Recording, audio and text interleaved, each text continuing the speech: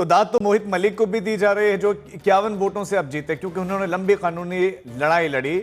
निराशा भी बीच में आई जब लोगों ने कहा कि हार स्वीकार कर लो, लेकिन उन्होंने स्वीकार नहीं की। और इसीलिए आज दंगल के बहुत चुटते हुए दंगल के सवाल हैं कि क्या हरियाणा के बुआना लाखों गांवों का पंचायत चुनाव का नतीजा बिहार चुनावों का ट्रेलर है? अब विपक्ष ने आवाज उठाना शुरू कर दिया है। आखिर 33 महीनों तक फर्जी सरपंच बना रहा, ये ईवीएम की गलती है या सिस्टम की सेटिंग? बहुत महत्वपूर्ण सवाल। सवाल नंबर 3, अगर सुप्रीम कोर्ट में ईवीएम का नतीजा पलट सकता है तो जनता का भरोसा कैसे बचेगा? यह तो विश्वास का संकट है। क्या विपक्ष का वोट चोरी वाला आरोप बिहार चुनावों में एक मुख्य मुद्दा बनेगा? वोट चोरी का आरोप विपक्ष लगातार लगा रहा है, और क्या सिर्फ एक पंचायत चुनाव के आधार पर ईवीएम इलेक्शन कमीशन पर सवाल उठाना उचित है? ठीक है, ये तमाम सवाल हैं जिनके इर्द गिर्द ये चर्चा आगे बढ़ेगी। खास मेहमान हमारे साथ जुड़ गए हैं। तोहिन सिन्हा हमारे साथ जुड़े, बीजेपी का पक्ष रखेंगे। आप सभी का स्वागत है। हमारे साथ एडवोकेट महिमा सिंह, जो कि कांग्रेस पार्टी की प्रवक्ता हैं, आपका भी स्वागत है। हमारे साथ डॉक्टर नवल किशोर जुड़े हैं, जो कि आरजेडी का पक्ष रखेंगे। धीरेन्द्र कुमार हमारे साथ जुड़े हैं, जो कि एलजेपी रामविलास पासवान पार्टी से हैं, प्रवक्ता हैं, आपका भी स्वागत है। और मोहम्मद अमीन हमारे साथ जुड़े, जो कि फॉर्मर ज्वाइंट डायरेक्टर हैं इलेक्शन कमीशन के। तोहिन, शुरुआत आपसे ही। एक जीता हुआ व्यक्ति हार गया, विपक्ष लगातार कह रहा था कि गड़बड़ी हो रही है, धांधली हो रही है, लेकिन अब सवाल है कि अब क्या कहेंगे आप? विपक्ष जो कह रहा था कि वो गड़बड़ियां हैं, वो सच साबित हो रहा है। नमस्ते राजीव जी, सबको नमस्ते और जन्माष्टमी की हार्दिक शुभकामनाएं सबको। देखिए, हम वही कहेंगे जो हम कल कह रहे थे। ये जो हरियाणा में जो केस हुआ है, जहां जीत के बाद उस सज्जन को हार का सामना करना पड़ा, वो एक अपवाद है। और अपवाद एक एरोप्लेन क्रैश भी होता है। कितने लोग जो है एरोप्लेन में चढ़ना बंद कर देते हैं। जो अपवाद है उसको सुधारा जाना चाहिए। जहां तक ईवीएम का प्रश्न है, कांग्रेस पार्टी के ही भूपेंद्र हुड्डा, नेशनल कॉन्फ्रेंस के ओमर अब्दुल्ला और अभिषेक बैनर्जी टीएमसी में हाल फिलहाल में उन्होंने अपने बयान दे दिए हैं कि ईवीएम में उनको कोई त्रुटि, कोई गलती नहीं लगती। तो क्या ये जो रिजल्ट को बदला गया था हरियाणा में, या क्या इसमें किसी चुनावी कर्मचारी का रोल हो सकता है? इसकी भी जांच होनी चाहिए, और यदि है तो उसके विरुद्ध सख्त से सख्त कार्रवाई होनी चाहिए। देखिए, किसी सिस्टम को सुधारा जाता है, उसको नकारा नहीं जाता। राजीव गांधी ने 1989 में चुनाव हारने के बाद कहा था कि ये जो बैलेट पेपर है, इसके रहते हम चुनाव नहीं जीत सकते, क्योंकि इसमें अनियमितताएं होती हैं, हमें ईवीएम की आवश्यकता है। आज 36 साल बाद उनके सुपुत्र और उनकी जो 33 महीनों का इंतजार करना पड़ा ना। वो देश को मोहित वापस स्वीकार भी कर सकते थे, मामला सामने ही नहीं आता, न सुप्रीम कोर्ट तक पहुंचता। आप इसे अपवाद जरूर कह रहे हैं, लेकिन चंडीगढ़ में क्या हुआ मेयर चुनाव में? तो वो एक अपवाद है। वो भी अपवाद है। वो भी एक अपवाद है। एक्सीडेंट्स जो होते हैं ना, वो एक्सीडेंट्स वो नॉर्म नहीं होते हैं, वो अपवाद होते हैं, और अपवाद को हटाने की जरूरत है। इसका अर्थ ये नहीं कि देश 40 साल पीछे चल जाए और वापस जो है बैलेट पेपर को अपनाए। ठीक है, इसका अर्थ ये है कि जो गलतियां हो रही है उसको सुधारा जाए। और विशेष आज के संदर्भ में एसआईआर उतना ही अपवाद है, एक्सीडेंट है, त्रुटियां हैं, तो उनको सुधारा जाना चाहिए, ये वो कह रहे हैं।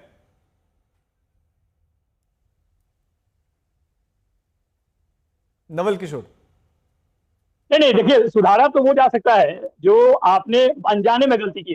जो सुधारा तो उसको जा सकता है जो गलती अनजाने में की गई है, जो सोची समझी और साजिश के तहत की जा रही है, जो अहंकार और तानाशाह से की जा रही है, उसमें सुधारने वाला ही अहंकारी हो गया है। आप देखिए, एसआईआर के मुद्दे पे चुनाव आयोग कितना हठधर्मिता अपनाया पिछले 1-1.5 महीने से। वो देखने लायक है और समझने लायक है। जब तक कोर्ट लगातार उनको सलाह दे रहा है कि आप आधार कार्ड को मांगिए, क्योंकि सबसे ज्यादा लोगों के पास आधार कार्ड है। आधार कार्ड में आप कारण बताते रहे कि इसमें बहुत सारे गड़बड़ियां होती हैं, तो जब वो गड़बड़ियां ठीक नहीं हो सकती है, तो ये गड़बड़ियां कैसे ठीक हो सकती हैं? और ये पहली बार नहीं है। आप देखिए कि 2020 का चुनाव जो था बिहार में, बिहार विधानसभा का चुनाव, जिसको बोला गया कि आप 12 वोट से हार गए, उसको हरा दिया। ऐसे 10 चुनाव क्षेत्र थे जिसमें कि इस तरह के काम हुए। तो ये जो चुनाव आयोग पे हमारा विश्वास या लोगों का विश्वास उठता जा रहा है, वो मात्र एक ही कारण से है, स्वच्छ और निष्पक्ष चुनाव वो नहीं करा पा रहे हैं। ये जो स्वच्छ और निष्पक्ष चुनाव है, वही लोकतंत्र के मूल कारक तत्व है, और वही अगर खतरे में है तो आप बताइए कि चुनाव जीतना और हारना तो फिर सरकार की मर्जी रह जाएगी। जो सरकार के साथ रहेंगे वो चुनाव जीतते रहेंगे, और जो सरकार के विरोध में रहेंगे वो चुनाव हारते रहेंगे। ये तमाम तरह की, आप देखिए कि 2024 के चुनाव में भी अभी ठीक भी है चल नवल रहा जी। है कि 78 सीटों ठीक है। पे घपला किया गया। महिमा जी, अब वो सही है या गलत महिमा है, जी, सब कोर्ट क्या में तो जा नहीं सकता। सुप्रीम कोर्ट के इस फैसले से इलेक्शन कमीशन पर, ईवीएम पर सवाल उठाना उचित है? जय हिंद। देखिए राजीव, सबसे पहली बात तो अपवाद कहा भाजपा के प्रवक्ता ने इन एक या दो अवसरों को, और मैं तो ये कहना चाहती हूं, आज पूरा देश कह रहा है कि भारत के, स्वतंत्र भारत के इतिहास में पिछले 11 वर्ष अपवाद हैं। ये भाजपा का जो शासनकाल रहा ना, ये भ्रष्टाचार से भरा भरा हुआ शासनकाल, ये वोट चोरी का शासनकाल, ये 11 वर्ष का शासनकाल भाजपा का भारतीय इतिहास में अपवाद है। और यासीन अंसारी कहते हैं राजीव कि कौन कहता है पड़ गया हल्का, झूठ पर सच तो अब भी भारी है।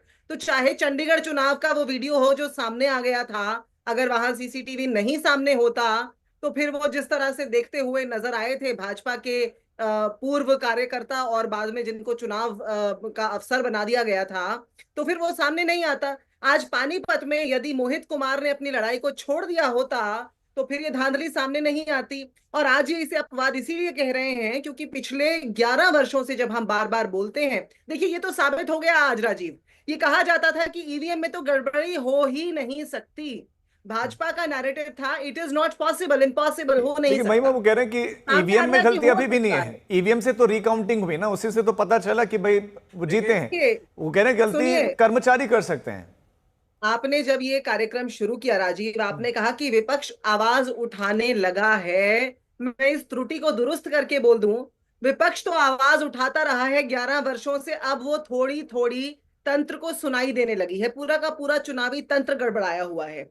आप चुनाव आयोग का पिछले जो 1 महीने का रवैया है, खास तौर से जब से ये पिछले 2 हफ्ते से वोट चोरी वाली बात सामने आई है, चुनाव आयोग का जो रवैया है ना, वो भगौड़े वाला बन गया है। चुनाव आयोग हर बात से, हर जवाबदारी से भागना चाहता है। अब आज जब बात आ गई है, एक दूध का दूध पानी का पानी हो गया, तो चाहे चुनाव ठीक आयोग है, हो, भाजपा हो, आपको एक ही भाषा बोलते हुए दिखेंगे कि ये अपवाद ये है। भी एक प्रश्न उठ रहा है, तोहिन इसका भी जवाब दीजिए कि एक संवैधानिक संस्था है, बीजेपी क्यों डिफेंड कर रहे हैं? अगर कमियां उजागर हो रही हैं, बीजेपी भी डिफेंड करने के लिए आ जा रही है, आरोप लग रहा है। संवैधानिक संस्था, उसकी भी तो कुछ रिस्पॉन्सिबिलिटी है ना, वो भी, उसकी भी जवाबदेही है, उसको जवाब देना चाहिए।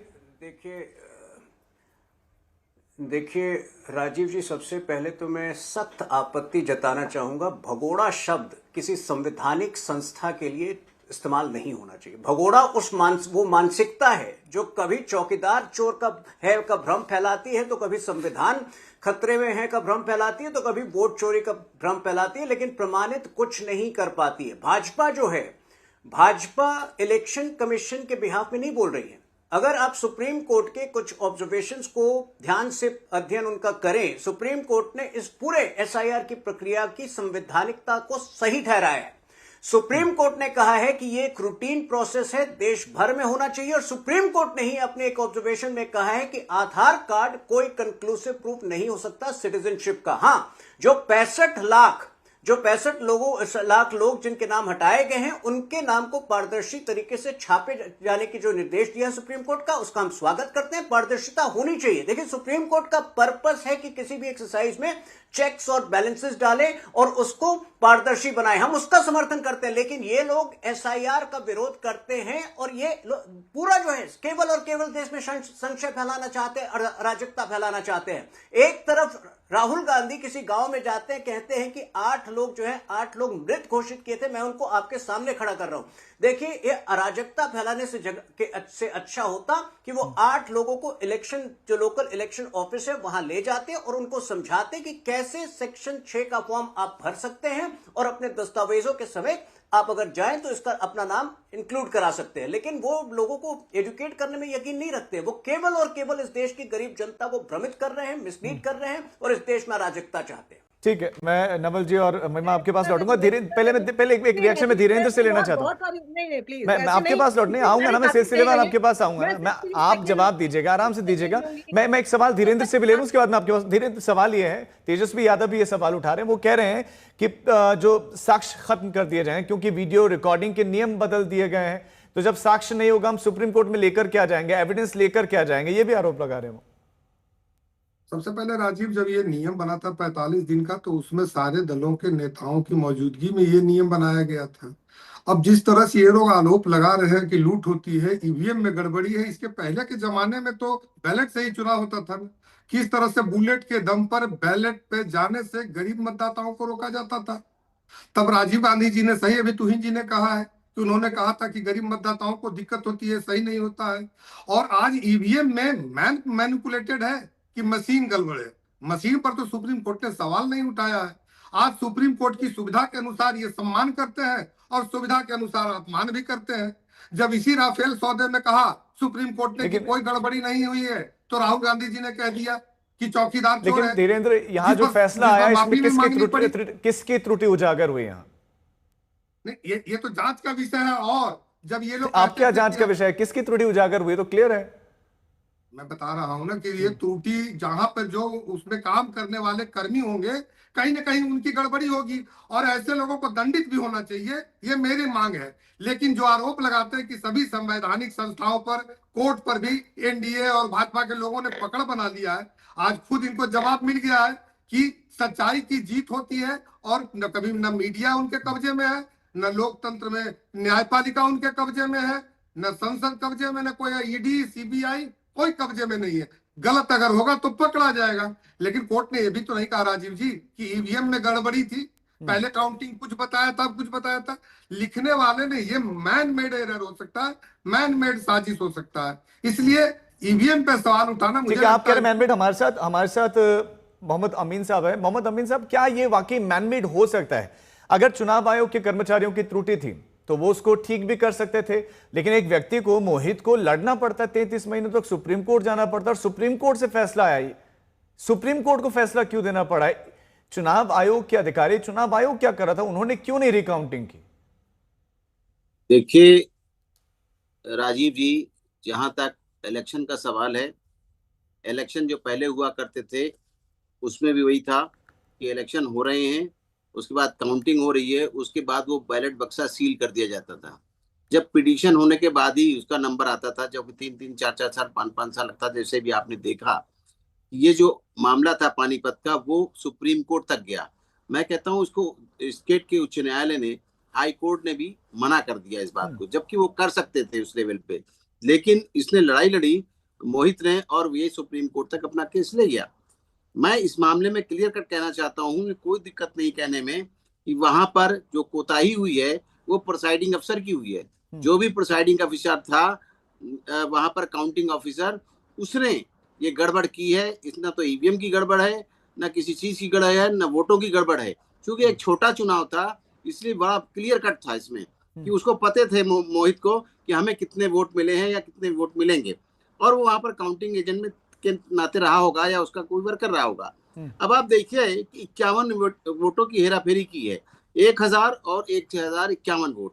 इसमें कुछ नहीं किया है, जानबूझ के जो था वो मोहित के खाते के जो वोट थे 1051, वो उठा के जो बैलेंस शीट थी, उस बैलेंस शीट में इन्होंने टोटल, चूंकि वोट पता रहता है टोटल वोट कितने पड़े, तो इसलिए उस बैलेंस शीट को बैलेंस करने के लिए उसने कुलदीप को खाते में दिखा दिए 1051 और मोहित को दिखा दिए 1000, इसलिए 51 से हारे। ये बात क्लियर कट है।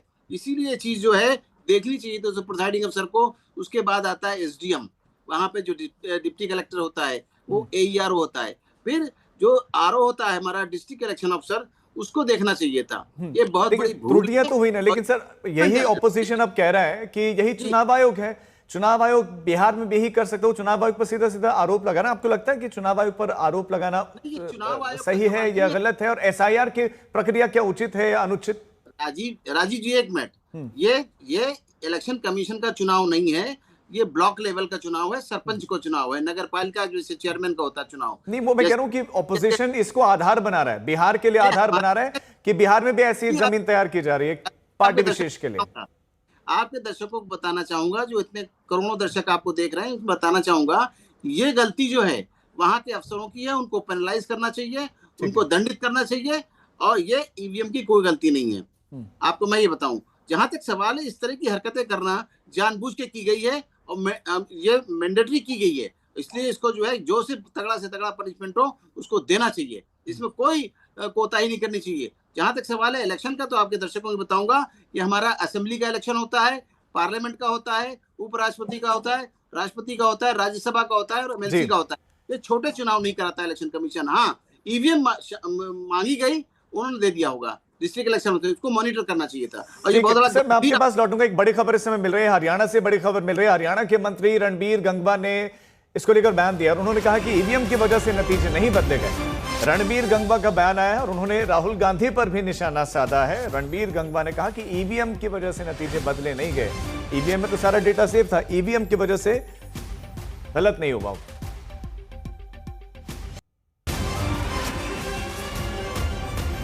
नहीं, देखिए, इस पे ईवीएम पे सवाल की बात नहीं है। जो सरपंच जीता है या जो जीता हुआ हारा है, वो कोई ईवीएम की कोई गड़बड़ी उसके अंदर नहीं कह सकते आप है। वो तो काउंटिंग अगर वो ठीक तरह से नहीं हुई होगी, ये तो जो उनके हर एक अपने जो चुनावी एजेंट होते हैं, काउंटिंग एजेंट होते हैं, वो बैठ करके देखते हैं। कहीं ना कहीं कोई मिस्टेक रही होगी, मुझे एग्जैक्ट मुझे इस बात का पता नहीं है। लेकिन ये यूं नहीं है कि भी ईवीएम में कुछ और था और बाद में कोई बैलेट पेपर से कुछ और हो गया, ऐसा तो कुछ है ही नहीं। ये तो ईवीएम की काउंटिंग थी, कोर्ट ने भी ईवीएम से ही काउंटिंग करवाई है। हो सकता है कोई अलग अलग मशीनों की होगी या जमा घटा में कोई गलती हुई होगी, तो क्यों हुई है, किस स्तर पे हुई है, ये तो कोर्ट ने जांचा होगा। ये आपने सुना रणबीर गंगवा को। महिमा, मैं आप इस पर रिएक्शन चाहूंगा, काफी देर से आप हाथ उठा दिए, बताइए, अपनी बात रखिए।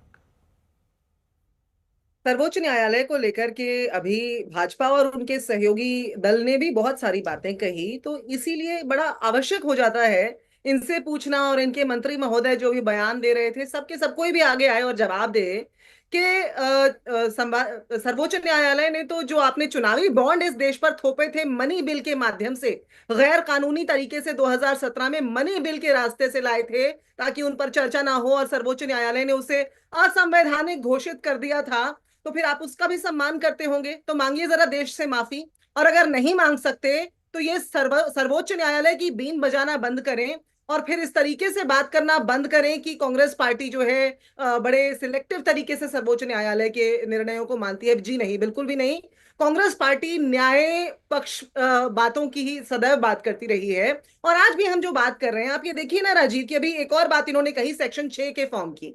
राहुल गांधी जी ने जब प्रेस कॉन्फ्रेंस की और उन्होंने वो 5 तरीके उजागर किए जिस तरीकों से धांधली की गई है, उन्होंने बता दिया उसी सेक्शन 6 वाले फॉर्म के अंदर उस एक सीट पर 33,000 के आसपास जो लोग हैं, उसमें एक भी व्यक्ति 18 से 25 उम्र के बीच का नहीं है।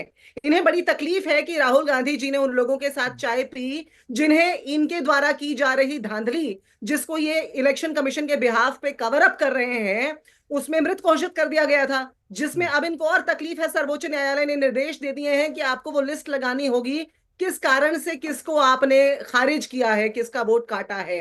तो इसलिए आज भाजपा सबसे पहले तो हमें ये बता दे चुनावी बॉन्ड के बारे में जो असंवैधानिक घोषित हुए, ये उसे गलत अगर मानते हैं, सर्वोच्च न्यायालय के फैसले को सही मानते हैं, तो माफी मांग लें।